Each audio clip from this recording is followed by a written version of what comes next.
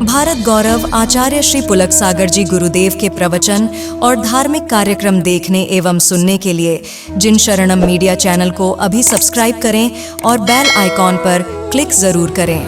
सभी लोग हाथ जोड़ेंगे, मेरे बाद परमपिता परमेश्वर की आराधना करेंगे। ओम नमः सिद्धेभ्यः, ओम नमः सिद्धेभ्यः, ओम नमः सिद्धेभ्यः।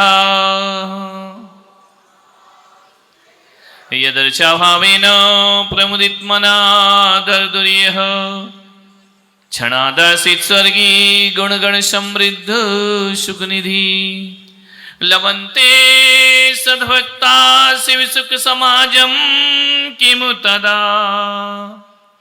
महावीर स्वामी नयन पथगामी भवतु मे, महावीर स्वामी नयन पथगामी भवतु मे, महावीर स्वामी नयन पथगामी भवतु मे। प्रथम तीर्थंकर शिवदेव भगवान की, महावीर भगवान की, परम पूज्य गुरुदेव आचार्य श्री पुष्पदंत सागर जी मुनि महाराज की, अहिंसा परमो धर्म की।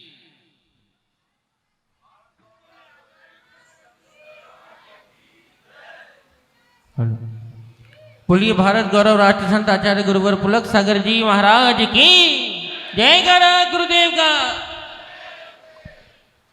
प्यारी प्यारी भव्य आत्माओं, ज्ञान गंगा महोत्सव का पहला दिन है।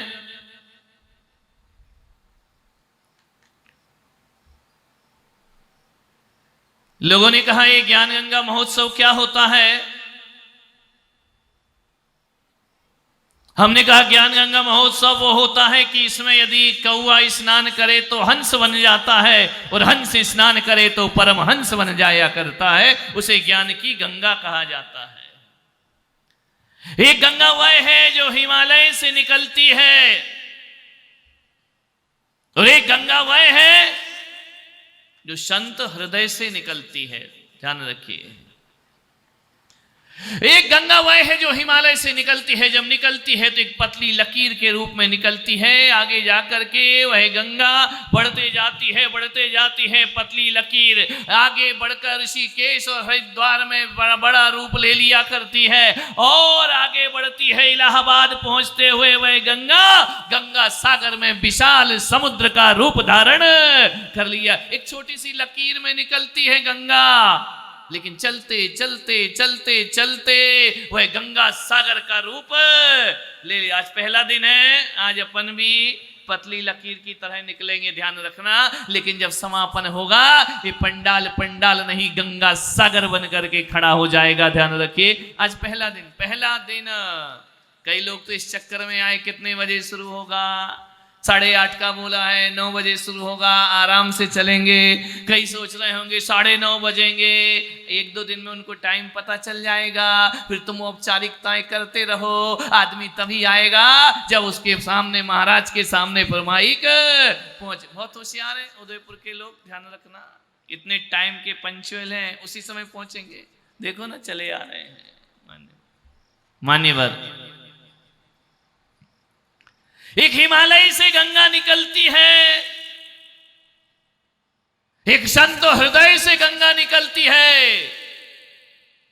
दोनों में अंतर इतना होता है कि जो हिमालय से गंगा निकलती है उसे पीने में मजा आता है, और जो संत हृदय से निकलती है उसे जीने में मजा आता। आज मैं तुम्हें जल पिलाने नहीं, जीने की कला सिखाने का प्रयास करूंगा। ध्यान रखना, इस गंगा को पीना नहीं है, इस गंगा को जीना है। गंगा को कहाँ जल पियो तो थोड़ी देर को तृप्ति होती है, लेकिन ये ज्ञान की गंगा में डुबकी लगा लो, जीवन तुम्हारा बदलने में ज्यादा देर नहीं लगेगा। ध्यान रखना, जो हिमालय से गंगा निकली उसमें पानी बहता है, और जो ज्ञान की गंगा निकल रही है उसमें संतों की वाणी बहा कर दी। वाणी में डुबकी लगाना है आपको, संत की वाणी में, संत की चिंतन में। मान्यवर पहला दिन है, प्रयास कर रहा हूं जोड़ने का। आपसे निवेदन करता हूं, इस ज्ञान की गंगा में आओ, हम पहले दिन इस वाणी की गंगा में, इस विचारों की गंगा में नहाने का प्रयास करें। आज मैं आपसे कहता हूं, बहुत से लोग होंगे जो महाकुंभ में नहाने को गए होंगे, डुबकियां लगाई होंगी, और बहुत से लोग नहीं भी गए होंगे। जो नहीं जा पाए, मैं उनसे कहूंगा कि हैरान ना हो, पश्चाताप ना करें। पुलक सागर एक उदयपुर में ज्ञान की गंगा लाया है, यहां आकर डुबकी लगाएं। ध्यान रखना अंतर, बस आपसे इतना ही मैं निवेदन करूंगा, इस ज्ञान की गंगा में डूब करके मैं भी मीठा बोलना सीखूं और आप भी मीठा बोलना सीखें। ध्यान रखिए, मीठी वाणी मैं भी सीखूंगा। मैं कोई पहुंचा हुआ बहुत बड़ा भगवान नहीं हूं कि मैं हमेशा मीठा ही बोलता हूं, तीखा भी बोल देता हूं। आपसे मेरा निवेदन है, मैं भी सीखूं और तुम भी सीखो, क्योंकि कभी कुंभ में जाकर के देखना, एक ग्रस्त भी डुबकी लगाता है और एक संत भी डुबकी लगाता है। मैं भी सीखता हूं मीठा बोलना और आप सीखिए। आप और हम बैठकर जिंदगी को जीना सीखें। यहां कोई उपदेश नहीं हो रहा है। ध्यान रखना, ये 27 दिन का जो आयोजन है, इंसान को इंसान बनाने की फैक्ट्री लगाई गई है। ऐसा कारखाना है जहां आदमी आदमी बन करके निकलेगा। मान्यवर, आपसे निवेदन है, जब संत और श्रावक दोनों डुबकी लगाते हैं तो वो कुंभ नहीं, महाकुंभ का रूप ले लिया करता है। हम आए, अपने जीवन को थोड़ा सा बदलने का प्रयास करें। एक आदमी ने कहा कि मरने के बाद स्वर्ग मिलेगा, नरक मिलेगा। मैं पुलक सागर कहता, मुझे नहीं मालूम कौन कहां मिलेगा, किसे क्या मिलेगा। अरे तुम्हारा तो छोड़ो, मुझे ही अपना नहीं मालूम कि स्वर्ग मिलेगा या नरक मिलेगा। ध्यान रखिए, लेकिन मैं पुलक सागर इतना कहता हूं कि जिंदगी भर स्वर्ग को तलाशो तो स्वर्ग नहीं मिला करता है। मैं आपसे निवेदन कर रहा हूं बड़ी विनम्रता के साथ कि दुनिया में स्वर्ग ढूंढने जाओगे तो स्वर्ग कभी नहीं मिलेगा। स्वर्ग की तलाश में रहोगे तो स्वर्ग नहीं मिलेगा। अरे मरने के बाद स्वर्ग ढूंढोगे, किसी का कोई भरोसा नहीं, कौन कहां जाता है। लेकिन मैं इतना उदयपुर वालों तुम्हें विश्वास दिलाता हूं कि जो आदमी जीते जी स्वर्ग से जिंदगी जीता है, उसे मरने के बाद स्वर्ग जरूर प्राप्त हुआ करता है। और जो नरक की जिंदगी जीता है, वह भगवान के मंदिर से भी प्राण छोड़े तो भी उसे नरक की प्राप्ति। इन 27 दिन में अपने घर को स्वर्ग बनाने का प्रयास करें। जीते जी आज को स्वर्ग बनाओ, अभी को स्वर्ग बनाओ। कल के बारे में मत सोचो, कल का कोई भरोसा नहीं है। ध्यान रखना, आज को स्वर्ग बनाने का प्रयास करें। तुम्हारे घरों में स्वर्ग कहाँ है? मंदिरों में स्वर्ग नहीं मिला करता है। स्वर्ग कहाँ है? पूजा पाठ में स्वर्ग नहीं मिला करता है। स्वर्ग कहाँ है? मैं आपसे निवेदन करूंगा कि आपसे पूछा जाए, मैं आपसे कहता हूं कि स्वर्ग कहाँ है, तो मंदिर में स्वर्ग नहीं, हकीकत में देखो तो स्वर्ग घर में हुआ करता है और नरक भी घर में हुआ करता। हमारे ऊपर है, हम उसे जीवन को स्वर्ग बनाएं या नरक बनाएं। ध्यान रखना, स्वर्ग बनाने का प्रयास करें। एक बहुत बड़े संत हुए इस धरती पर। क्लास टीचर क्लासरूम में पहुंचा, छोटे छोटे बच्चे पढ़ रहे थे।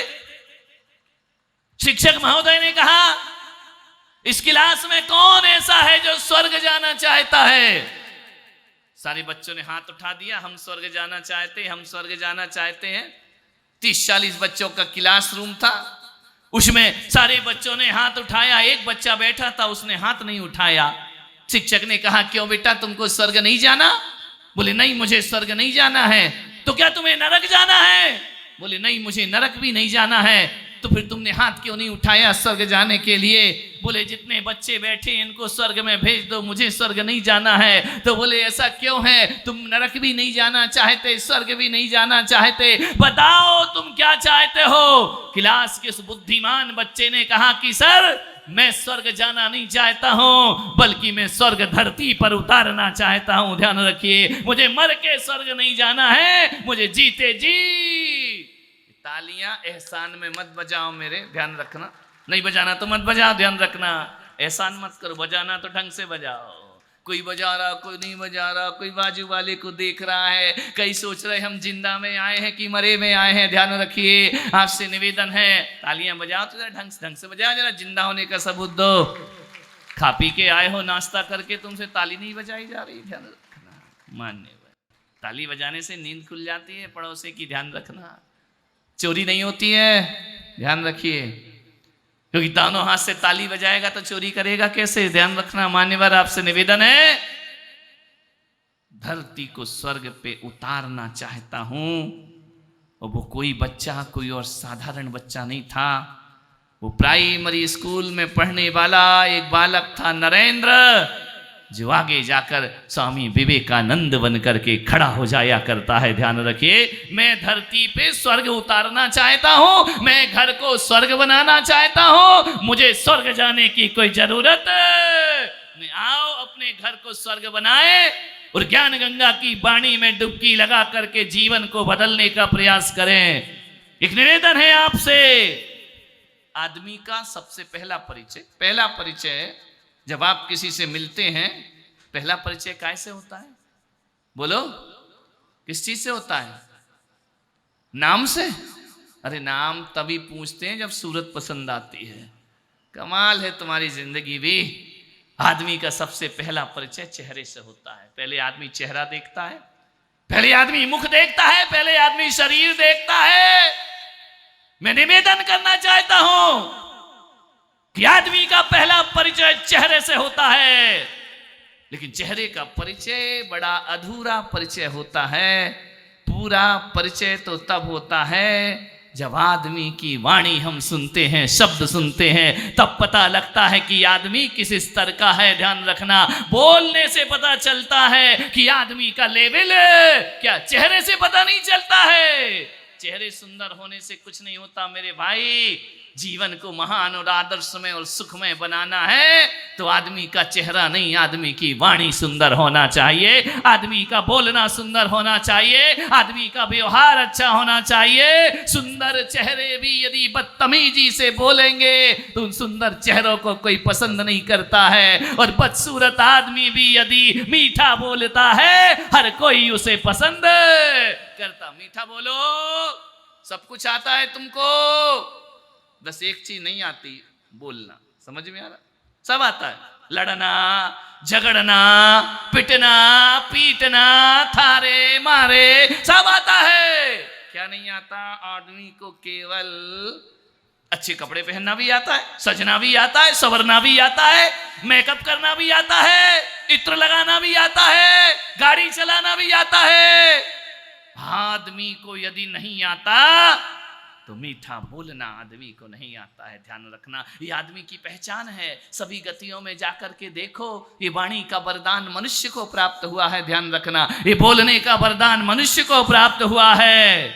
आपसे निवेदन है, कितनी भी ऊंचाइयां पालो, कितने भी ऊंची पद पर बैठ जाओ, कितनी भी ऊंची डिग्रियां हासिल कर लो, यदि आपको सलीके से बोलना नहीं आता, बदतमीजी से बात करते हैं, तो आपके उस पद की कोई कीमत नहीं रहा करती है। पढ़ लिख करके बड़ी बड़ी डिग्रियां हासिल कर ली और तुम्हें ये नहीं आता है कि पिता से कैसे बोलना चाहिए, माँ से कैसे बोलना चाहिए, भाई से कैसे बोलना चाहिए, पत्नी से कैसे बोलना चाहिए। यदि आपको बोलना नहीं आया और बड़ी डिग्री लेकर बैठ गए तो एक बात याद रखना, अनपढ़ वो नहीं होता जो स्कूल नहीं जाता है, अनपढ़ गंवार वो होता है पढ़ने लिखने के बाद भी जिसे बोलना नहीं आता है। ध्यान, गंवार पढ़ा लिखा गंवार आदमी है जो ढंग से पेश नहीं आता है।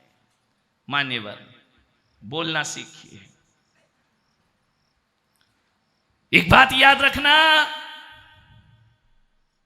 मैं रोज भगवान से प्रार्थना करता हूं। मेरे पास कोई बहुत लंबी चौड़ी प्रार्थना नहीं है भगवान से, बस इतनी प्रार्थना करता हूं कि हे परमात्मा, मेरी जुबान पर ऐसे शब्द देना, बस यही मांगता हूं और कुछ नहीं मांगता।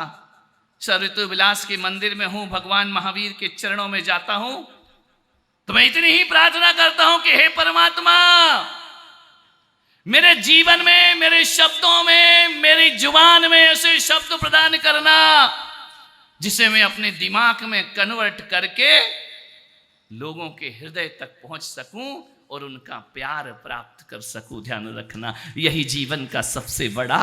रोज एक प्रार्थना करो, बस कुछ मत बोलो कि हमारे घर में शांति रहे। ये प्रार्थना मत करो भगवान से कि हमारी सास शांत रहे या शांत हो जाए। इन प्रार्थनाओं से कुछ नहीं होने वाला है। मेरा पति अच्छा रहे, मेरे घर में दौलत आए, ये प्रार्थना नहीं करने का। भगवान से कहना, भगवान मेरी जुबान में मीठी वाणी प्रकट कर। ध्यान रखना, और मैं विश्वास दिलाता हूं जिसकी जुबान में मीठी वाणी होती है उसके घर को स्वर्ग बनने में ज्यादा देर नहीं लगी करती है। ध्यान रखना, उसके घर में खुशियां आने में ज्यादा देर, रुपए पैसों से सुख नहीं मिलता मेरे भाई, अच्छी वाणी और अच्छे व्यवहार से जीवन में सुख की प्राप्ति हुआ करती है। मान्य, अच्छा बोलो, मीठा बोलो। 50 ग्राम की जुबान, 50 किलो का शरीर, किसी का तो 100 किलो का भी होगा, कोई 80 किलो के होंगे। 50 ग्राम की जुबान, ध्यान रखना, 50 किलो के शरीर को बर्बाद कर देती है। ध्यान रखिए, मीठा बोलना सीखिए। एक निवेदन है, आपसे एक निवेदन कर रहा हूं।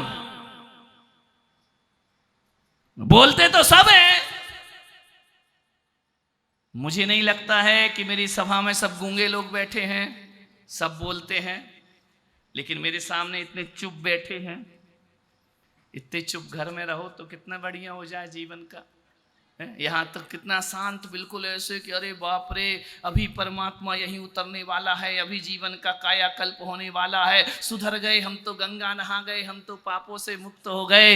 लेकिन मैं आपसे निवेदन करता हूं कि आदमी बोलता तो बहुत है, और महिलाओं का तो पूछो ही नहीं कितना बोलती है।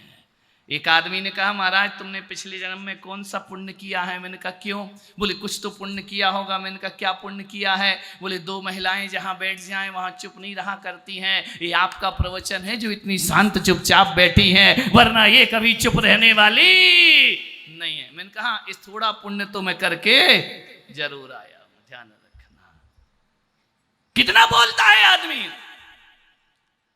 इतना बोलता है, इतना बोलता है, इतना बोलता है कि दिन तो दिन, रात में भी बोलता, रात में भी चुप नहीं रहता, मौन नहीं लेता है। भगवान महावीर ने कहा दिन में नहीं तो कम से कम रात में तो मौन रहो। लेकिन ध्यान रखना, आदमी दिन भर बोलता है, दिन भर बोलता है, रात में भी बोलता है, और कई ऐसे देखे हैं जो नींद में भी बड़बड़, नींद में भी चैन नहीं। एक लड़का मेरे कमरे में सो गया, मैंने कहा चलो अच्छा है, सो गया, आराम कर लेगा, कोई बात नहीं, गुरुजी आपके कमरे में सोऊंगा। मैंने कहा सो जा, वो तो सो गया, मैं जाग गया। मतलब क्या रहा, इतना बोले रात में बड़बड़। मैंने कहा ये बात किससे कर रहा? मैं समझा शायद मोबाइल में लगा होगा, मोबाइल देखा तो उसने साइलेंट करके बंद करके रखा है, ये बात किससे कर रहा है? कई ऐसे होते हैं जो रातों में भी बड़बड़ करते हैं। मान्यवर, मैं आपसे कह रहा हूं बोलना सीखो, बहुत कठिन है। ये तो आदमी, बच्चा कितने साल में बोलने लगता है? बोलो, अरे बताओ ना, मैं शादीशुदा नहीं हूं। कितने साल में बच्चा बोलता है? पारस जी, कितने साल में बोलता है बच्चा? नहीं, कितने हैं ये नहीं पूछ रहे हैं, बोलता कब है? 1 साल में? कोई जल्दी नहीं बोल रहा है इनका बच्चा, 1 में तो बहुत जल्दी बोलने लगा है। ध्यान रखना, अच्छा वो हमारे प्रकाश जी तो बोलते ही बोलते आए होंगे लग रहा है। विचार करिए, 1 साल 1.5 साल में बच्चा बोलने लगता है। एक बात याद रखना, 1.5 साल में बच्चा बोलना सीख जाता है, लेकिन क्या बोलना है ये बच्चा जिंदगी भर बोलना नहीं सीख पाता है। ध्यान रखना, आप बोलते हैं लेकिन क्या बोलना है, ये आदमी 100 साल की उम्र कम पड़ जाया करती है, तब आदमी बोलना सीखा करता है। बोल तो लेता है लेकिन क्या बोलना है ये सीखने के लिए पूरी उम्र कम पड़ जाया करती है। बोलना सीखो। अभी कितना बोलते, तुम कितना बोलते हो? अभी माइक के सामने खड़ा कर दिया जाए कि अब बोलो, तो ध्यान रखना 10 मिनट बोलने में भी पसीना आना लगेगा, 10 मिनट बोलना भी कठिन हो जाए। वैसे तो दिन भर बोलोगे, माइक में बोलना ही बोलना है, क्योंकि माइक में सोच समझ के बोलना पड़ता है। माइक में वो शब्दों को चुन चुन करके लाना पड़ता है, तब आदमी पब्लिक में बोला करता है। बाकी ऐसे तो दिन भर बोलते हो। मैं पुलक सागर कहता हूं कि जो दिन भर बोल रहे हो वो बोलना नहीं, वो बड़बड़ाना हुआ करता है। बोलना तो तभी होता है जब कोई माइक में आकर के बोलता है। ध्यान रखिए। मान्यवर निवेदन बड़ी विनम्रता के साथ, मिठाई तो हर बार मीठी बनती है, मिठाई तो हर बार मीठी बनती है। आओ उदयपुर वालों, हम अपने व्यवहार को मीठा बनाने का प्रयास करें। इस गलत फहमी में मत जियो कि मिठाई खिलाने से किसी का मुंह मीठा किया जाता है। मैं पुलक सागर कहता हूं, मीठा बोलकर भी किसी का मुंह मीठा किया जा सकता है। अरे मिठाई से तो केवल मुंह मीठा होता है, लेकिन मीठा बोलने से पूरी जिंदगी मीठी हो जाया करती है। आप मीठा सुनना चाहते हो या तीखा? बोलो बोलो, मीठा सुनना या तीखा? अरे ये तो मीठा बोलो जरा जोर से। मीठा सुनना चाहते हो ना? तो मैं पुलक सागर कहता हूं कि जो मीठा सुनना चाहता है उसे मीठा बोलना आज से शुरू कर देना चाहिए, क्योंकि जब तक मीठा बोलोगे नहीं तब तक मीठा सुनोगे नहीं। पहले जुबान पर कंट्रोल, पहले जुबान पर कंट्रोल।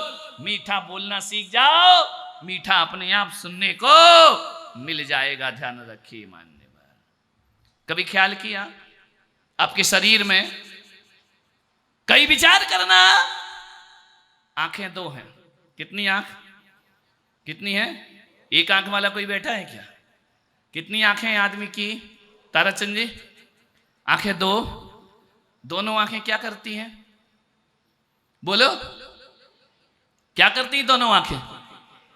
कौन बोला सोती हैं दिन भर? दोनों आंखें का काम क्या है? देखना। आंखें दो, काम एक। कान कितने हैं? बोलो फटाफट। दो। दोनों का काम क्या है? बोलो। कान दो, काम एक। नाक कितनी है? एक। पागल आदमी, एक कैसे होगी नाक? नाक एक हो जाएगी तो रामदेव बाबा योगा कैसे कराएंगे? दायां सुर और बायां सुर। ध्यान रखिए, 2 सुर है, दायां और बाहिना, ये भी 2 है। दोनों नाक क्या काम करती है? बोलो। सूंघने का। आंख दो, काम एक। कान दो, काम एक। नाक दो, काम एक। हाथ दो, काम एक। पैर दो, पहला एक दायां पैर भी चलता है, बायां पैर भी चलता है। जो जो 2 हैं वो एक काम करते हैं। लेकिन कभी सोचना उदय पार वालों, तुम्हारे मुंह में, तुम्हारे मुख में जो लीलावती बैठी है, ध्यान रखना वो एक है। जीभ कितनी है? जीभ कितनी है? कान दो, आंख दो, हाथ दो, पैर दो, जीभ एक। ध्यान रखना क्या करती है? जीभ का काम क्या होता है? जीभ का काम क्या होता है? जीभ एक है, काम 2 करती है। एक तो चखती भी है और बकती भी है। ध्यान रखना, एक जीभ काम 2, इसका काम चखना भी है और बकना भी है। लेकिन बड़ी होशियार है ये जीभ। चखती तो मीठा मीठा है और बकती तीखा तीखा है। ध्यान रखना। आपसे निवेदन है बड़ी विनम्रता के साथ, 2 कान कहते हैं कि सुनो ज्यादा, बोलो क्या? कान कितने? 2। जीभ कितनी? 1। सुनो ज्यादा और बोलो। अपन क्या करते हैं? बोलो, ईमानदारी से बोलो।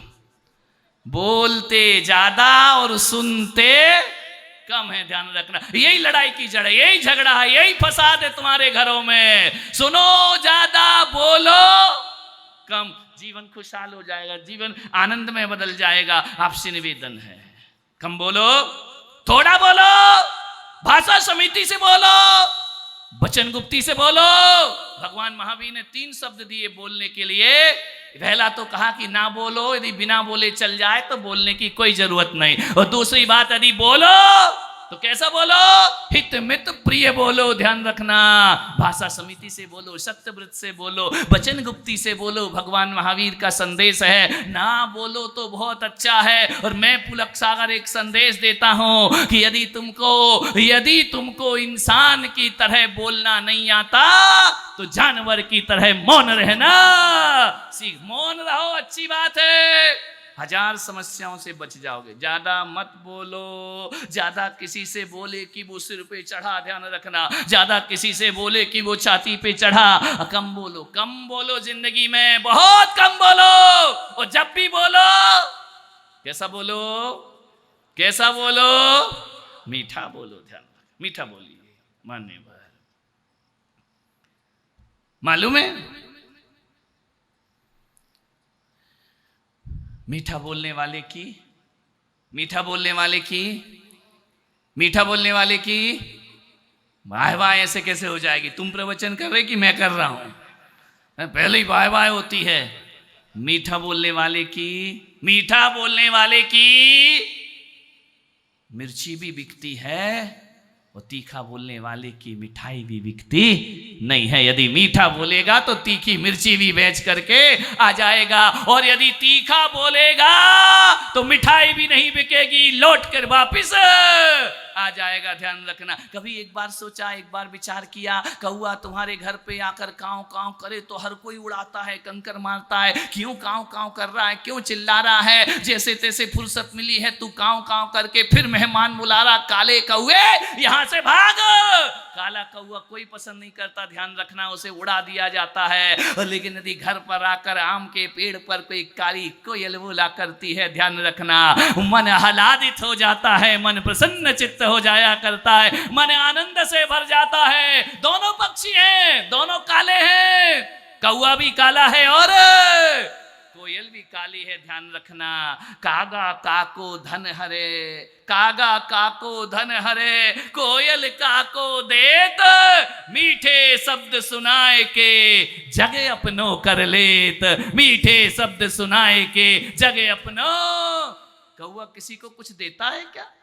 कोयल किसी को कुछ देती है? कौआ किसी का कुछ हरता है क्या? नहीं, मात्र मीठी वाणी से कोयल सबके दिलों में राज किया करती है। मीठा बोलने का प्रयास कर। जो आदमी ईंट का जवाब पत्थर से देता है, जो आदमी फूल का जवाब कांटों से देता है, और जो आदमी गाली का जवाब गाली से देता है, वो आदमी कभी स्वर्ग का अनुभव नहीं कर सकता है।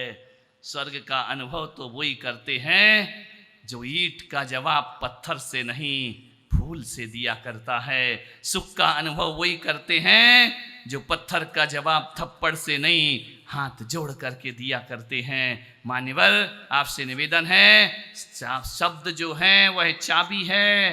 यदि चाबी ताला देखना, इधर घुमाओ तो ताला खुल जाता है, वो इधर घुमाओ तो ताला बंद हो जाता है। यदि शब्दों की चाबी अच्छी है और सही ढंग से घुमाई जाए तो दिलों के द्वार खुल जाया करते हैं, और अच्छे ढंग से ना घुमाई जाए तो रिश्ते अपने आप बंद हो जाया करते हैं। मन को समझने का प्रयास करें। मन अब्दुल कलाम इस देश के राष्ट्रपति हुए, एक गांव में पैदा हुए, कहने को मुसलमान थे, लेकिन ऐसा व्यक्तित्व था उनका कि उनके व्यक्तित्व पर सारा देश नाच करता है, सारा देश उन पर गर्व करता है। छोटे से थे, भोजन कर रहे थे, अब्दुल कलाम की मां ने रोटी परोसी, बड़े आराम से खा रहे, बड़े प्यार से खा रहे, बड़े आनंद से खा रहे। रोटी जली आ गई, खा रहे, मां ने देखा कि रोटी जल गई, तो मां ने कहा कि अब्दुल मुझे माफ कर, रोटी जल गई मेरे से। उसने कहा नहीं मां, मैं हक पिताजी भी बाजू में भोजन कर रहे थे। उन्होंने कहा कि माँ, मुझे जली रोटी बहुत अच्छी लगती है। जली रोटी का जो स्वाद है, जली रोटी में जो सौंधापन है, जली रोटी का आनंद ही कुछ और है। मुझे जली रोटी बहुत अच्छी लगती है। माँ अंदर चली गई। पिता ने पूछा, क्यों रे, सही बता, तुझे जली रोटी अच्छी लगती है या नहीं लगती है? उसने कहा, पिताजी, जली रोटी खा लूंगा तो मेरा कुछ नहीं बिगड़ जाएगा, लेकिन जले शब्द बोल दूंगा तो माँ का हृदय छलनी हो जाएगा। मुझे मालूम है कि जली रोटी मुझे अच्छी नहीं लगती है, लेकिन यदि जले हुए शब्द बोल देता तो आज मेरी माँ दुखी हो जाती, मेरी माँ के जीवन में पीड़ा होती, दर्द होती। पिताजी, जिसकी माँ जली रोटी पर बेटे से क्षमा मांगती हो तो उस बेटे का फर्ज है कि माँ की रोटी जली चल जाए, लेकिन किसी का हृदय जलना नहीं चाहिए। मीठी बात, मीठी बात। मान्यवर, आपसे निवेदन है, ये जले हुए शब्द कील की तरह चुभते सीने में। यदि कह देता, माँ ये क्या बनाया है, कुछ भी नहीं बिगड़ गया, मेरी जली रोटी खा ली तो, लेकिन जले शब्द बोलता तो मेरी माँ का जीवन दुखी हो जाता। ध्यान रखना, जिन घरों में ऐसे माँ बेटे होते हैं, मैं पुलक सागर कहता हूं, उस घर में स्वर्ग का निर्माण हो जाया करता है। ध्यान रखना। एक नाम आपने सुना होगा, थॉमस अल्वा एडिसन। एक साइंटिस्ट हुआ। क्या किया उसने? क्या किया उसने? ये जो दिख रहा है ना, सिर पे लटक रहा है, यदि वो नहीं होते तो ये नहीं होता। ध्यान रखना।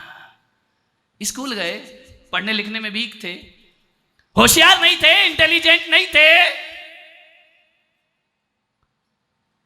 क्लास टीचर ने एक पत्र लिखा उसकी मां के नाम कि आदरणीय माता जी, हम आपसे निवेदन करते हैं कि इस बच्चे में वक्त बर्बाद मत करो। ये लड़का नहीं पढ़ सकता जिंदगी में, ये इतना मंद बुद्धि है, इसे हम पढ़ाने में असमर्थ हैं। इसके कारण क्लासरूम के बहुत से बच्चे पिछड़ जाएंगे। हमारा आपसे निवेदन है, इस बच्चे को घर पर ही पढ़ाओ, यहां भेजने की कल से कोई जरूरत नहीं, कोई दूसरा स्कूल इसके लिए खोजो। पत्र लेकर के बच्चा घर पे पहुंचा, मां के हाथ में पत्र थमाया। मां ने जैसे ही पत्र पढ़ा, उसकी आंखें भर आई, छल छला गई। उसने अपने आंसुओं को पोंछा।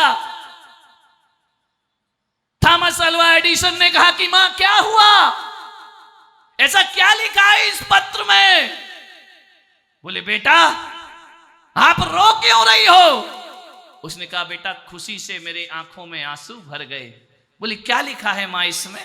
इतना बुद्धिहीन था बालक की पढ़ भी नहीं पाता था।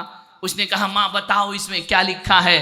बोले, बेटा इसमें ये लिखा है कि मां तुम्हारा बेटा इतना इंटेलिजेंट है, इतना होशियार है, इतना बुद्धिमान है कि उसके लेवल के आगे हमारा स्कूल हल्का पड़ता है। हम चाहते हैं इस बच्चे की शिक्षा घर पर होना चाहिए, इसे घर में पढ़ाओ, स्कूल इसके लेवल का नहीं। बच्चा बड़ा खुश हुआ, मैं इतना इंटेलिजेंट, बच्चे तो बच्चे, इतना बुद्धिमान। मां ने कहा, कल से स्कूल नहीं जाएगा, घर में ही पढ़ाई करेगा, घर में ही अध्ययन करेगा। वो घर में पढ़ाई करता है, मां से पढ़ता है, पिता से पढ़ता है, कोई शिक्षक उसे आके पढ़ाता है, उसका स्कूल जाना बंद हो गया।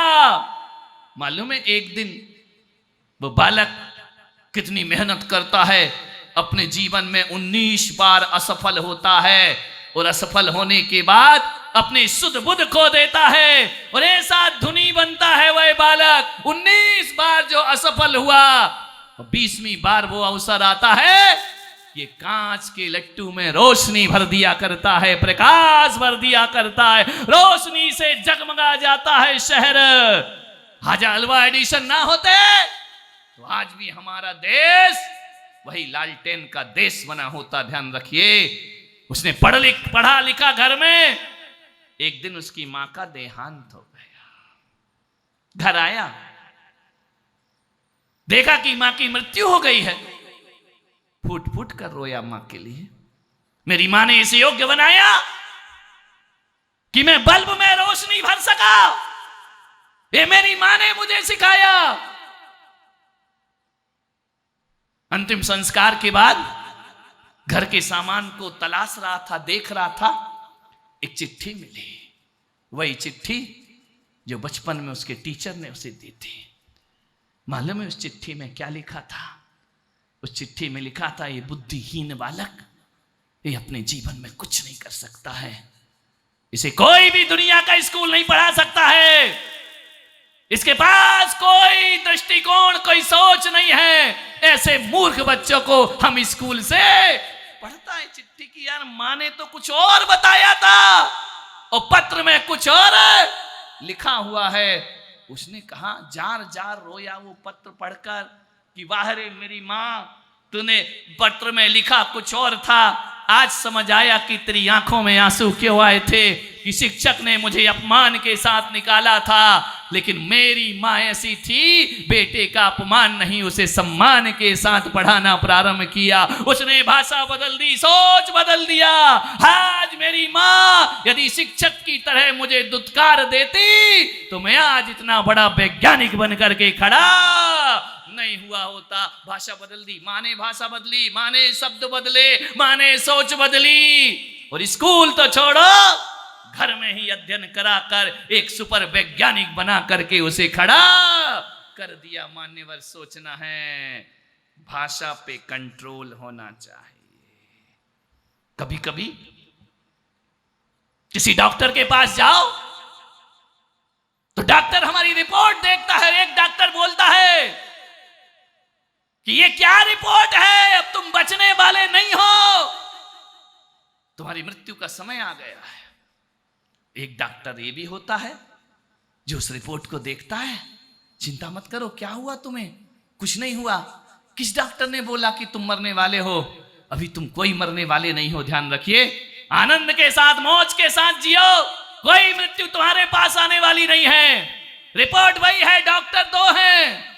आप बताओ ईमानदारी से उदयपुर वालों, आपको किस डॉक्टर के पास जाना अच्छा लगेगा? जो ये कहे कि बस तू मरने वाला है, जिंदगी ज्यादा नहीं है, बर्बाद हो जाएगा, और एक डॉक्टर कह रहा कि नहीं, दुनिया की कोई ताकत तुम्हें नहीं मार सकती है, तुम आनंद के साथ। भाषा वाणी, एक डॉक्टर रूखा बोलता है, मैं कहता हूं कि शायद दूसरे वाला डॉक्टर वो डॉक्टर होता है यदि मुख से सांत्वना के, मुख से यदि मीठे वचन निकालता है तो आदमी क्लिनिक से ऐसे लौटता है, ऐसे लौटता है जैसे आधी बीमारी उसकी दूर हो गई हो। ध्यान रखना मान्यवर, बोलने का खेल है, कैसे बोलना है, कैसे प्रस्तुत करना है, आपसे निवेदन, अच्छा बोलो, मीठा बोलने का प्रयास करो। एक होता है धागा और एक होती है जुबान। धागा जितना लंबा होता है उतना उलझता है, और जुबान जितनी लंबी होती है उतनी उलझ जाया करती है। ध्यान रखिए, धागा जितना लंबा होगा उतना उलझेगा, जुबान जितनी लंबी होगी उतनी उलझेगी। मैं आपसे निवेदन करता हूं, धागे को लपेट कर रखो, धागे को, धागे को, धागे को कैसे रखो? धागे को, पीछे वाले बोलो जरा, धागे को लपेट कर रखो, और जुबान को, जुबान को, जुबान को समेट कर रखो, तुम्हारा जीवन आनंद में परिवर्तित हो जाए। जुबान को समेट कर रखो और धागे को लपेट, जिंदगी में बड़ा सुकून मिलेगा आपको। मानिए, खुदा को भी पसंद नहीं शक्ति जुबान में, इसीलिए नहीं दी उसने हड्डी जुबान में। ध्यान रखना, हड्डी नहीं होती है जुबान में, खुदा को भी पसंद नहीं शक्ति जुबान में। मीठा बोल लो। महाभारत देखिए टीवी पर, महाभारत पढ़ी भी होगी। खंड प्रस्थ दिया गया पांडवों को, 1 इंच भूमि नहीं मिलेगी, दुर्योधन ने कहा। फिर भी गुरुजनों ने समझाया कि इनको थोड़ा सा दे दो, खंड प्रस्थ दिया गया। लेकिन पांडवों ने खंडप्रस्थ स्वीकार किया। कोई बात नहीं, हम इसी में रह लेंगे। जहां ना वर्षा होती थी, ना पानी गिरता था, ना फसलें उगा करती थी, दुर्योधन ने एहसान मानकर उनको खंडप्रस्थ का राज्य दे दिया। मालूम है, जो करने वाले होते हैं वो खंडप्रस्थ को भी इंद्रप्रस्थ बनाने में ज्यादा देर नहीं लगाया करते। उन्होंने इंद्रों से सहायता मांगी, देवों से सहायता मांगी, इतना सुंदर इंद्रप्रस्थ का निर्माण किया। मैं कहता हूं उतना बड़ा आर्किटेक्ट तो आज नहीं होगा जितने पांडवों के समय था। इतनी सुंदर डिजाइन की, इतना सुंदर नक्शा बनाया, इतना सुंदर भवन बनाया कि जहां पानी था वहां सूखा दिखता था, और जहां सूखा था वहां सारे हस्तिनापुर में खबर पहुंच गई, इंद्रप्रस्थ बना, इंद्रप्रस्थ बना। सब देखने जा रहे, पूरा हस्तिनापुर। खंडप्रस्थ कहाँ है, ध्यान रखना। इंद्रप्रस्थ कहाँ है, दिल्ली इंद्रप्रस्थ है, ध्यान रखना। हस्तिनापुर वहां से ज्यादा दूर नहीं है। सारे लोग जा रहे हस्तिनापुर से, चलो देखते हैं। इतनी चर्चा, इतनी चर्चा, इतनी चर्चा, कितना सुंदर होगा वो इंद्रप्रस्थ। दुर्योधन दुर्बुद्धि ने कहा सब जा रहे हैं, चलो मैं भी चलकर देखता हूं। जैसे ही पहुंचा इंद्रप्रस्थ में, क्या देखता है, कितना विशाल भवन बनाया है। सूखा रेगिस्तान दिया था, उसको गुलिस्तान अर्जुन और पांडवों ने बना करके रख दिया। उसने कहा चलो मैं भी तो देखता हूं ऐसा क्या बनाया है। हस्तिनापुर फीका लग रहा है इसके आगे, इंद्रपुरी फीकी लग रही है, ऐसा क्या बना लिया इन्होंने। जैसे ही अंदर गया, क्या देखा, जहां सूखा था, सूखा दिखता था, वहां पानी था, और जहां पानी था वहां सूखा दिखता था। इन जैसे ही गया दुर्योधन, अरे बोले यहाँ तो पानी पानी दिख रहा है। धोती को समेटा, संभल करके चला, गिर नहीं जाऊं। पता चला कि वहां पानी था ही नहीं, वहां तो सूखा है। उसे भी बड़ा आनंद आया। बोले बाहरे पागलो पांडव, ये क्या बनाया है, पानी पे चलो तो सूखा लगता है। उसने कहा कुछ पानी आनी नहीं है। जहां सूखा लग रहा था वहां असावधानी से चला, धोती पकड़ी थी, छोड़ दी। जैसे ही आगे बढ़ा, छपाक से पानी में गिरा। जैसे ही पानी में गिरा, द्रौपदी झरोके से देख रही थी। उसने कहा देवर जी पानी में गिर गए, देख के नहीं चलते हो। दुर्योधन ने देखा कि ये कैसा महल है, यहां तो सूखा था लेकिन पानी है। द्रौपदी ने कहा कि तुमको दिखा नहीं देवर जी। उसने कहा आग बबूला हो गया दुर्योधन। बोले नहीं नहीं कोई बात नहीं, तुम्हें कैसे दिखेगा दुर्योधन, अंधे का पुत्र तो अंधा ही होगा। अत श्री महाभारत प्रस्तुत करता गोदरेज। ध्यान रखना, एक शब्द ने महाभारत खड़ी कर दी। एक शब्द चुभ गया दुर्योधन के सीने में, ध्यान रखना। एक शब्द आ गया, ध्यान रखिए। घायल नहीं था मैं तीरों कमान से, घायल नहीं था मैं तीरों कमान से। वो शब्द बेरहम था जो निकला जुबान से, वो शब्द बेरहम था जो निकला। एक शब्द आया, अंधे का पुत्र। महाभारत केवल इसी कारण हुई, ध्यान रखना। महाभारत खड़ी हो जाती है। दुर्योधन ने कहा कि द्रौपदी इस अपमान का बदला तुझे भरी सभा में नग्न नहीं किया तो मेरा नाम भी दुर्योधन नहीं होगा। ध्यान रखिए, एक शब्द संभाल के बोलिए। एक द्रौपदी का शब्द महाभारत की रचना कर देता है। आपसे निवेदन है, कभी टीवी पर तुमने वो देखा है, वो आता ना चैनल डिस्कवरी, देखा है? उसमें कौन दिखाए जाते हैं, बोलो? जानवर दिखाए जाते हैं ना, पशु पक्षी, उनका जीवन दिखाया जाता है, आदमी का नहीं। जानवरों का चैनल देखता कौन है, बोलो? चैनल किसका है, वो देख कौन रहा है, जानवर। एक बार लालू जी मेले में गए, और जैसे ही मेले में गए एक तस्वीर उठाई, मेले वाले से पूछा दुकानदार से तस्वीर कितने में दी, ये बंदर की तस्वीर कितने में दी। दुकान वालों ने बोला कि ढंग से देखो लालू जी, तस्वीर नहीं आईना है। समझ गए क्या? कुछ लोगों को घर जाके समझ में आएगा।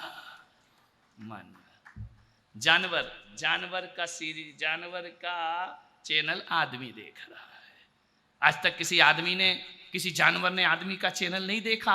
आदमी है जो देख रहा है, ध्यान रखना।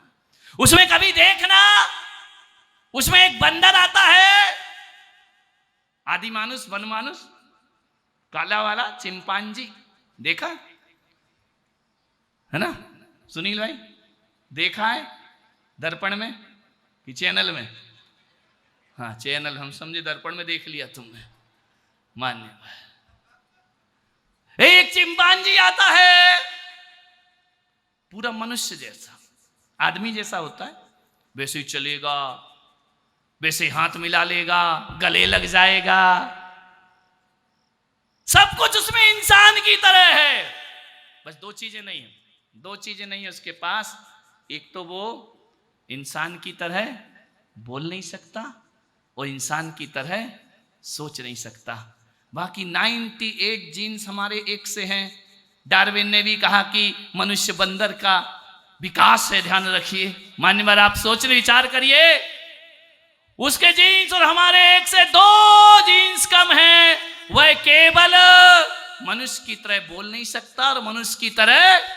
और आपसे निवेदन है उदयपुर वालों, यदि आप भी मनुष्य की तरह बोल ना पाओ और सोच ना पाओ तो आप नहीं, मैं ऐसी हल्की बातें भाषा नहीं बोलता हूं, तुम अपने मुंह से अपना बयान करो, ध्यान रखिए। केवल बोलने का लफड़ा है। एक घर में 2 बहुएं आती हैं, एक बहू को बहुत प्यार मिलता है, एक को प्यार नहीं मिलता है। एक बात याद रखना, इस गलत फहमी में मत रहना कि जो ज्यादा दहेज लाई है उसे ज्यादा प्यार मिलेगा, ज्यादा पैसे वालों की है उसे ज्यादा प्यार मिलेगा। नहीं भाई, आपसे मैं निवेदन करता हूं कि एक बहू ऐसी है जो लोगों के दिल में उतर जाती है और एक बहू ऐसी है जो लोगों के दिल से उतर जाया करती है। ध्यान रखना, दिल में उतरना है या दिल से उतरना है, मैं और से का अंतर है, ध्यान रखना। एक बहू दिल में उतरती है और एक बहू दिल से। कौन कौन कौन कौन? जो बहुत पैसा लाई वो नहीं, वो बहू दिल में उतरती है जो मीठा बोलती है और सम्मान से बोलती है, वो घर में दिलों में उतर जाती है। और जो कर्कश वाणी बोलती है वह दिलों से उतर जाती है। ध्यान रखना, आपसे निवेदन है मेरा। जुबान का सब खेल है, माल हल्का जुबान वजनदार, बिक जाएगा। माल हल्का जुबान वजनदार, माल बिक जाएगा। और माल भारी और जुबान हल्की तो वह बिकने वाला नहीं है। ध्यान रखिए, आपसे निवेदन, विचार कर बताना एक बार बड़ा ईमानदारी से। जीवन में हमारी माताएं बहनें बहुत स्मार्ट बनना चाहती हैं, बहुत ब्यूटीफुल दिखना चाहती हैं, बहुत सुंदर दिखना चाहती हैं। ये भी पोतती हैं और ये भी दुनिया भर की पुताई, महंगा महंगा 1-1 किलो लिपस्टिक आ रही है घर में, ध्यान रखिए। 1-1 2-2 किलो पाउडर आ रहा है, क्रीम आ रही है। हमको सुंदर दिखना है, सुंदर दिखना है। लेकिन मैं आपसे पूछता हूं, उदयपुर में आपको बताना है, आपको सोचना है, जीवन में स्मार्टनेस का रोल कितना है, ध्यान रखना। जीवन में सुंदरता का रोल 20% है और वाणी का रोल 80% हुआ करता है, ध्यान रखिए। 20% सुंदरता। ज्यादा सुंदर लोग को कितनी देर देखोगे मेरे भाई? कितनी भी सुंदर से शादी कर लो, 1 दिन अच्छा लगेगा, 2 दिन अच्छा लगेगा, 3 दिन अच्छा लगेगा। एक गोरा आदमी कितने दिन खूबसूरत लगेगा, ध्यान रखना है।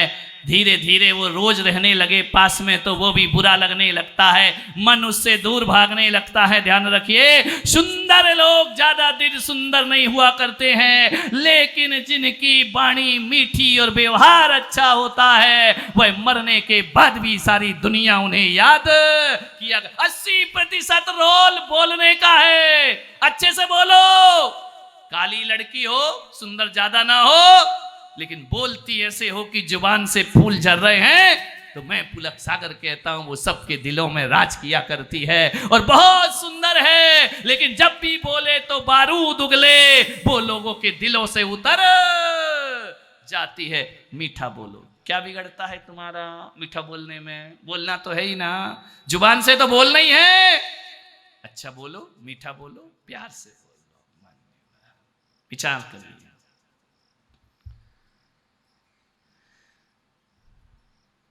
टूटे हुए को जोड़ना है, जुड़े हुए को तोड़ना नहीं है। ऐसी वाणी बोलो मन आनंद से भर जाए, शराबोर हो जाए। एक बात याद रखना, हाथ की शोभा कंगन से होती है, गले की शोभा हार से होती है, लेकिन जिंदगी की शोभा मीठे व्यवहार से होती है। ध्यान रखना, व्यवहार अपना बहुत अच्छा बना करके जियो। किसी अमीर के घर में कोठी में जाकर के देखना, बहुत महंगे कीमती पर्दे लगे होंगे, बहुत सुंदर टाइल लगे होंगे विदेश से आने वाले, इतना खूबसूरत मकान सर्व विलास में बना होगा, सेक्टर 11 में बना होगा, जगह जगह बने होंगे।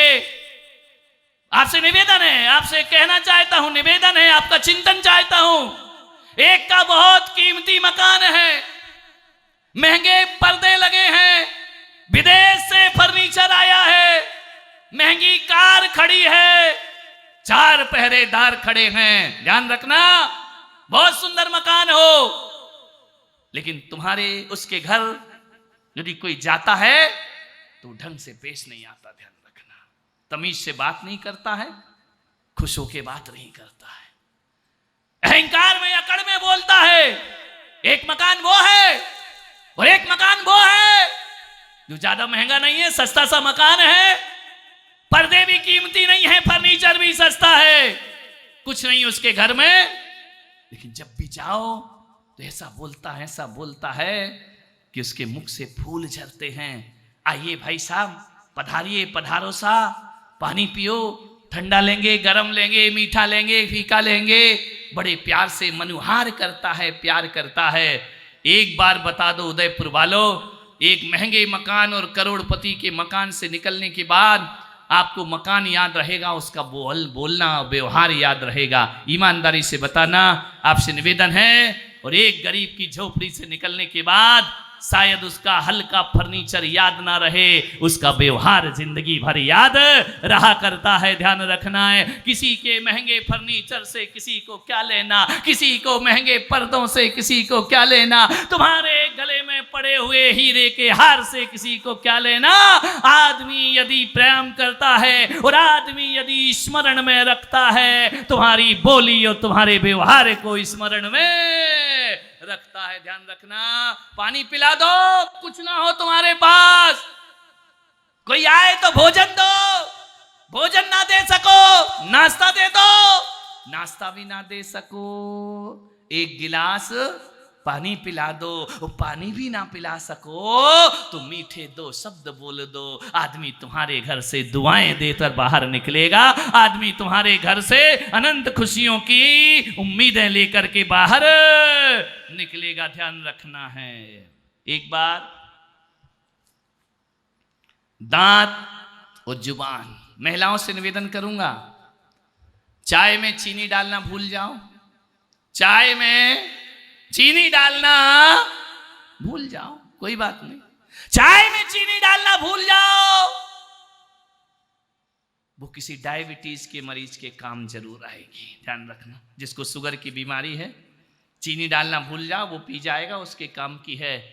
आपसे निवेदन है, चाय में चीनी डालना भूल जाओ, लेकिन जुबान में चीनी डालना मत भूलो, क्योंकि किसी भी डॉक्टर ने ये नहीं कहा है, किसी भी शुगर पेशेंट को आज तक नहीं कहा है। ये तो कहा होगा कि शक्कर मत खाओ, चीनी मत खाओ, मीठा मत खाओ, लेकिन किसी भी डॉक्टर ने ये नहीं कहा होगा कि मीठा मत बोलो। मेरे भाई ध्यान रखना है, मीठा खाने से शुगर बढ़ सकती है, लेकिन मेरा पूरा विश्वास है मीठा बोलने से शुगर लेवल पर अपने आप आ जाया करती है, अपने आप उसकी बीमारियां दूर हो जाती है। मीठा बोलने का प्रयास करो। मान्यवर निवेदन है, भगवान महावीर जा रहे हैं, जंगल में जा रहे हैं, लोगों ने रोका कि भगवान आप वहां मत जाओ, बहुत संकट है, बहुत कष्ट है। महावीर ने कहा मैं यहीं जाऊंगा। महावीर जंगल की तरफ बढ़ रहे हैं। सारे श्रावकों ने रोका कि भगवान उस जंगल में मत जाइए, वहां खतरा है, वहां मौत है। महावीर ने कहा मैं मोक्ष की तरफ बढ़ रहा हूं, मौत से मुझे कोई परवाह नहीं है। बढ़ते जाते हैं महावीर, बढ़ते जाते हैं महावीर। ऐसे भयानक जंगल में पहुंचते हैं और पहुंचने के बाद क्या देखते हैं कि उस जंगल में एक चंड कौशिक सांप रहा करता है। उस चंड कौशिक ने देखा कि कोई तूफान की तरह बढ़ा आ रहा है, कोई स्वाभिमान की तरह बढ़ा आ रहा है। चंड कौशिक ने कहा सावधान, तुमको पता नहीं है ये मेरा इलाका है, ध्यान रखना। यहां आदमी आता तो है लेकिन लौट कर वापिस नहीं। विकराल लाल लाल लोचन किए, जिब्बा निकाले हुए चंड कौशिक ने कहा कि सावधान, रुक जाओ, मत बढ़ाओ एक कदम आगे। महावीर नहीं सुने, महावीर बढ़ते गए, बढ़ते गए। चंड कौशिक ने कहा कि कौन है जो मेरी ललकार से नहीं रुका करता है, कौन है जो मेरी फुफकार से डर नहीं रहा है। फण उठा लिया चंड कौशिक ने। महावीर बढ़ते गए। जैसे ही महावीर बढ़ते जा रहे, बढ़ते जा रहे, महावीर का पग चंड कौशिक के पास पहुंचा। चंड कौशिक ने प्रहार किया। जैसे ही दंश प्रहार किया, महावीर के अंगूठे से दूध की धारा बह जाया करती है। जहर उगलने वाले को महावीर अमृत पिलाया करते हैं। दूध की धार फूट गई। चंड कौशिक ने देखा कि मेरा जहर तो इसे काम नहीं कर रहा है, लेकिन इसका दूध मेरा काम जरूर कर रहा है, ध्यान रखना। चंड कौशिक को कहा भगवान महावीर ने कि शांत चंड कौशिक, शांत हो जाओ, शांत हो जाओ चंड कौशिक।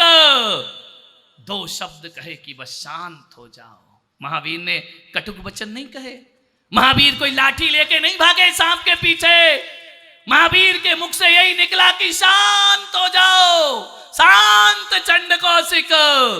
ये दो शब्द जब पढ़ते हैं शांत, उसकी भावनाएं बदल जाया करती हैं। चंड कौशिक ने देखा कि जिस पर जहर उगला उसने अमृत का बरसात कर दी। महावीर ने कहा कि शांत हो जाओ, ऐसे ही परिणामों से जियोगे तो तुम्हारा निर्वाण तुमसे दूर हो जाएगा। महावीर के वचन आज चंड कौशिक की जुबान पर जहां जहर की ग्रंथि होती थी, महावीर का एक एक वचन जा रहा है। चंड कौशिक के जीवन को दिशा प्राप्त हो रही है, ध्यान रखना। एक शब्द महावीर का पहुंचा कि शांत हो जाओ। कहते हैं कि जन्म जन्म के पाप शांत हुए और चंड कौशिक मरकर देवगति का पात्र हो जाया करता है। मेरे भाई ध्यान रखिए, आपसे निवेदन है, घर में झगड़े हो, विवाद हो, इज्जत से बोले। हाँ, हंसी मजाक में बोलने वो चलता है, उसका कोई टेंशन नहीं। हमारे सुरेश जी यहाँ बैठे हुए हैं, बंबई से आए हैं, हमारे बड़े प्रिय हैं, हंसमुख हैं। एक बार उदयपुर आ गए, अभी अभी आए स्थापना पे, वहां पे गए, एक हंसी का मूड, आनंद का मूड। जैसे ही पहुंचे जाकर के एक दुकान में बोले, उदयपुर में आकर मुंबई से दुकान में बोले कि क्यों कुत्ते के बिस्किट मिलते हैं क्या? दुकानदार बोला यही खाओगे या घर ले जाओगे? मान्यवर, कभी कभी हल्के मूड में भी रहा करो। हमारे सुनील जी गए बाल बनवाने के लिए, जैसे ही जाकर के बाल बनवाने बैठे, नाई से बोला क्यों रे नाई, कभी तूने किसी गधे की हजामत बनाई है? नाई ने कहा बैठो आज ट्राई करता हूं। ध्यान रखना, मन आदमी तो आदमी है, हल्के मूड में रहो। एक पत्नी गई बाजार, पति पत्नी गए, पति ने कहा तू कहे तो कुत्ता खरीद लूं। पत्नी ने ऊपर से नीचे तक देखा। ऐसी बातें आपको डायरेक्ट समझ में आती हैं। बोले क्या जरूरत है, जब से तुम मिले हो मेरी हर कमी पूरी हो गई। ध्यान रखना, और हम तो भारतीय संस्कृति के हैं, एक जन्म की नहीं 7 जन्म की पूरी हो गई। मान्यवर, विचार करिए आप, सोचना है। एक देवर था, बड़ा मस्खरा था, सुरेश जैसे ही होगा, हंसी मजाक। उसकी एक भाभी थी, जब भी आता कहीं से आता, अब भाभी तो भाभी थी, बेचारी की एक आंख नहीं थी। देवर ने कहा, ओ काणी भाभी। अरे उसने कहा, यार हूं तो हूं, बोल काहे को रहा है? अंधे को अंधा कहो तुरंत पड़ेगा टूट, और धीरे धीरे पूछ लो कैसे गई थी फूट, सीधा कहोगे तो गुस्सा हो जाएगा। उसने कहा, ओ भाभी काणी, छाछ लेकर आ। भाभी ने कहा, जब देखो जब काणी काणी काणी, कैसा देवर मिला है, ढंग से बोलता ही नहीं है। ओ भाभी काणी, लिया छाछ। जैसे ही भाभी अंदर गई और मिला दिया छाछ में पानी, ले आई। अरे उसने कहा, ये कैसा छाछ है या पानी? बोले, बेटा यही मिलेगा, यही मिलेगा, चुपचाप पी ले। छाछ में, छाछ तो क्या था, वो छाछ का पानी था। जब भी बोले भाभी काणी, लिया छाछ, भाभी ले आए पानी। एक दिन वो मेरे पास आया, बोले महाराज मैं अपनी भाभी से बड़ा परेशान हूं। मैंने कहा, यार तू परेशान है ये बता, ऐसा तो नहीं कि भाभी तेरे से परेशान हो। बोले, नहीं मुझे बहुत परेशान करती है, लाड भी करती है लेकिन परेशान भी करती है। मैंने कहा, क्या परेशान करती है? बोली, जब भी मांगो छाछ तो ले आती है छाछ का पानी। मैंने कहा, तू कैसे बुलाता है? बोले, मैं कहता हूँ, भाभी काणी छाछ लेकर आ। भाभी ले आती है छाछ का पानी। मैंने कहा, एक काम कर। बोले, क्या? मैंने कहा, तू चाहता तेरी भाभी तुझे अच्छे से पेश आए? हाँ। बोले, महाराज बहुत परेशान हूँ, बहुत परेशान हूँ। मैंने कहा, जा आज बदल दे भाषा। बोले, क्या बदलना है? मैंने कहा, जा करके बोलो, भाभी अच्छी, लिया छाछ। गया जैसे ही घर में, वो बोला, ओ भाभी अच्छी, छाछ लेके आओ। भाभी ने सुना, भाभी अच्छी। गई भाभी अंदर, उदयपुर की थी, बाहर की तो थी नहीं। अंदर गई, रसोई में गई, फ्रिज खोला, दही निकाला, बिलोया, केसर डाला, गुलाब जल डाला, शक्कर डाली, बर्फ डाला, बड़े अच्छे से बिलोया, गिलास भर करके लाई। बोले, पीले देवर लस्सी। बोले, आज भाभी लस्सी क्यों? बोले, बेटा बोलेगा भाभी काणी तो मिलेगा छाछ का पानी, वो बोलेगा भाभी अच्छी तो पीने को मिलेगी लस्सी। ध्यान रखना है, जैसा बोलोगे वैसा सुनोगे, जैसा बोलोगे वैसा पाएगा आदमी। ध्यान रखना। आज से निवेदन है, वाणी बदल लो, भाषा बदल लो। कोई चाय बनाने को ऑर्डर करो आप घर में कि बहू चाय बना के ला, यदि स्वादिष्ट नहीं बनी तो क्या बोलोगे? ये क्या बनाया है? चाय है क्या? तुझे चाय बनाना भी नहीं आती है, मायके से यही सीख कर आई है। सत्यानाश कर दिया एक प्याले चाय ने। ध्यान रखना। बहू भी कहेगी, यार बहुत बुढ़ा मुंह चलाता है। लेकिन आज प्रवचन सुन के घर जाना तो ये मत कहना कि ये क्या चाय बनाई है, ये कहना कि बेटा यदि चाय को ऐसे नहीं थोड़ा ऐसा बनाती तो चाय और स्वादिष्ट हो जाती। आप बताइए, घर में कौन सी भाषा बहू को सुधारेगी? दुत्कारने वाली सुधारेगी या सुधारने वाली भाषा बहू का जीवन बदलेगी? ध्यान रखना। आपसे निवेदन है, अंदाज बदल लो। थोड़े से बोलने के आपका काम अपने आप हो जाएगी। युधिष्ठिर, कौरव सेना खड़ी है, समय हो गया आपका। कौरव पांडव आमने सामने खड़े हैं, कुरुक्षेत्र का युद्ध हो रहा है, शंखनाद हुआ। युधिष्ठिर उतरे, जाकर के उन्होंने भीष्म पितामह के चरण छुए। भीष्म पितामह ने कहा, विजयी भवो पुत्र। दुर्योधन ने देखा कि यार ये लड़ तो मेरी तरफ से रहा है, वो विजयी भव युधिष्ठिर को कह रहे। जाके द्रोणाचार्य के पैर छुए। द्रोणाचार्य ने कहा, चक्रवर्ती भव। कृपाचार्य के पैर छुए। कृपाचार्य ने कहा, युधिष्ठिर यशस्वी भव। दुर्योधन आया दौड़ा दौड़ा, बोले, तुम तीनों मेरी तरफ से लड़ रहे हो या इनकी तरफ से लड़ रहे हो? बात तो समझ में आती नहीं है। मेरी तरफ से युद्ध कर रहे हो, और विजयी भव का आशीर्वाद युधिष्ठिर को दे रहे हो, ये कौन सा छल है? भीष्म पितामह ने कहा कि दुर्योधन, ये छल नहीं है, ध्यान रखना।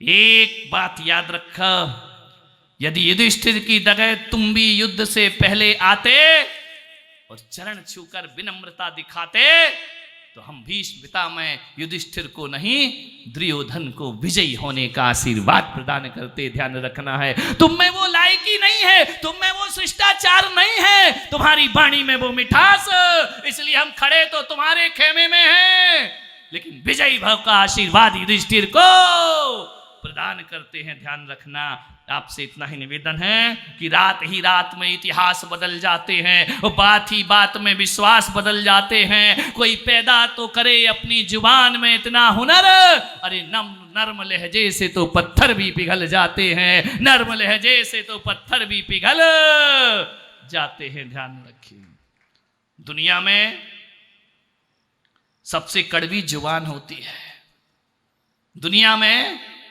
सबसे कड़वी जुबान होती है। नीम और करेला मुफ्त में बदनाम हो रहे हैं, ध्यान रखना है। सबसे कड़वी तो आदमी की जुबान है।